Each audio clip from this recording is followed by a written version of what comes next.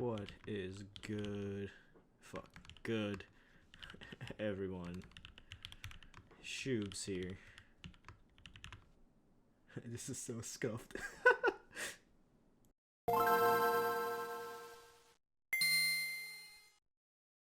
I just want to note that KBDfans sent this board out for a honest review, but I was not paid for the review, but I am affiliated with them, so you can use the link in the description to help me out if you get anything from KBDfans. What is good, everyone? Shoobs here. Today we'll be taking a look at a more affordable keyboard that really piqued my interest, as well as some new keycaps. This right here is the Tiger 80 from KBDfans. We haven't really taken a look at a board from KBDfans in a while. I think it's been like 8 months or something, but you guys definitely know who they are. They're probably one of, if not the biggest company in providing very widely available keyboards that are often in stock. The Tofu, KB67 Lite, stuff like that. So when I saw this new quote-unquote budget TKL, my favorite layout by the way, it's objectively the best layout, I was very curious. This board right here is currently retailing for around $225, with some colors actually in stock and ready to ship, and others being in group buy. The colorway I got right here, it looks pretty damn sick, is the Deep Space one. The splash anno actually goes super damn hard, which comes in at around a $20 premium. You get all this in the package as well, and it's honestly looking like a pretty damn good bang for your buck. So taking a closer look at the board, it's overall very simple besides the anno, and very clean. The side profile has some nice curves, and the back has this, can barely see it with this splash anno. It has this tiger sort of engraving. Not a huge fan of this, but honestly, it's not that bad.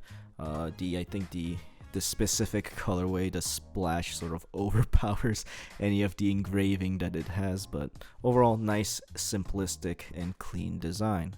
So the mounting and the internals of the board is where it gets a bit more interesting. It uses these gasket socks that are pretty damn thick, and it goes on each of the tabs endpoints on the plate, sort of like how the Mr. Suit does it, but in this case, instead of a flat gasket, this is a pretty tall vertical gasket. I've actually never seen this before, so it will be interesting to test out. The PCB is also a thin PCB at 1.2 millimeters, and it also has flex cuts as well.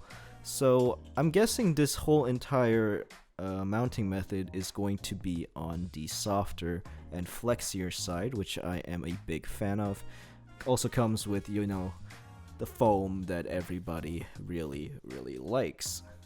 Oh yeah, I almost forgot the most interesting or important part, I guess. The board comes with custom tape.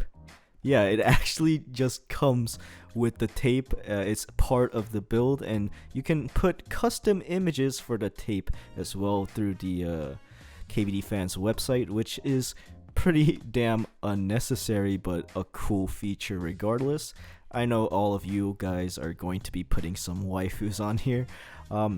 You won't be able to see the tape, you know, with the aluminum case, but I know that KBDfans is actually planning on launching a more budget version of the Tiger 80 in the future with a plastic case, so this feature is most likely to take advantage of that. Welcome to another episode of Shoobs Talks without a fucking script. I hope you guys are doing well. The entire build process for this board was pretty damn simple, except for one part, one part, which were the shims for your stabilizers. There were some parts that were sticking out on the PCB, so I had to cut the shims so the stabs would fit nice and snug.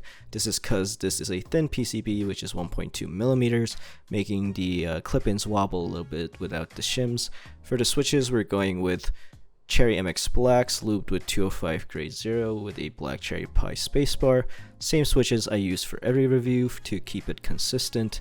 and the tape was pre-cut already, and there was a little cut for the JST as well, which is a really nice feature. And overall, yeah, very simple, very easy, and no hassle at all. Okay, so the board is done. Now for the keycaps. KBDfans actually sent some of their PBT-Fans keycaps. I think this is the Neon, PBT-Fans Neon set. But this one is made of ABS, which is a bit confusing because the name is called PBT-Fans, but the packaging is actually hella nice. Oh my goodness, this is like actually really nicely packaged. But we'll be going with the Neon set with the triple shot alphas. Okay, so I just opened these up and took a closer look. These semi-translucent triple shot sort of details actually super sick. I actually really like this. The legends are pretty damn high quality, and overall it feels pretty damn great. I think if I really do like these, I'll be taking a closer look and maybe do a full video comparing it to GMK in the future, but so far I am pretty impressed with what I'm seeing.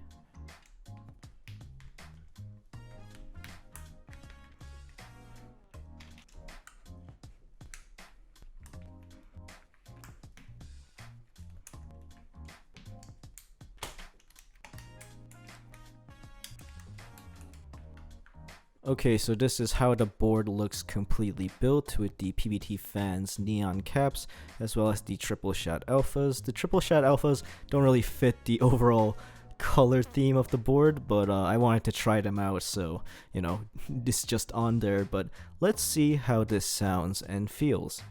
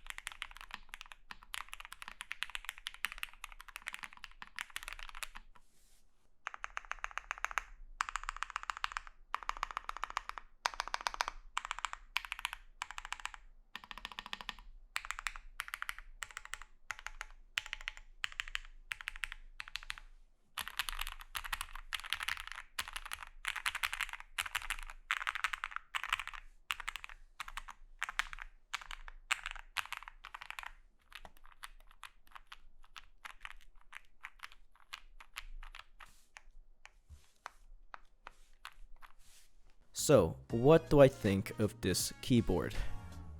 Short answer, it's a banger. This right here is the quintessential meta beginner keyboard. It's got that extremely soft and bouncy typing feel that many beginners want. It's also got that deep, muted, marbly, thocky, you know, that very popular foam sound that many beginners are looking for as well. All in all, this keyboard really does excel at offering things that newcomers are looking for in 2022. I guess one con of this board after typing on it for a bit was that there is slight hollowness, especially on the left side modifier keys. But to be frank, it's not too noticeable, and I really can't complain that much, but I feel like adding some case foam or polyfill or something like that could amend that issue quite easily. And yeah, that's honestly it. I guess this keyboard isn't exactly anything new in terms of typing feel or sound, but it does offer everything that a beginner might want at a very affordable package. And truth be told, I don't think I've ever seen such a complete package in any budget keyboard I've tried so far. I guess one keyboard that comes close was the QK65, but that was actually pretty stiff. This basically has everything that a lot of the beginners actually DM me about, asking, oh, what's the softest, what's the most marbly, thocky. You know, I could recommend this now. I think I can safely say that this gets a big recommendation from me for those that are looking for all the features that I talked about, you know, that soft typing experience, that sort of foam sound.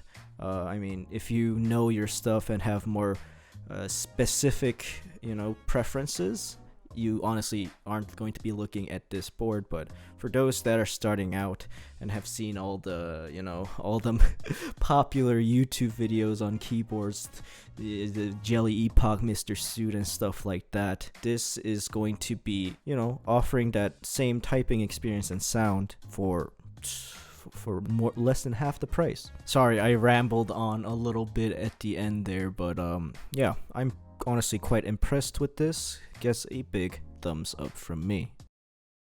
あやこれ好きこれください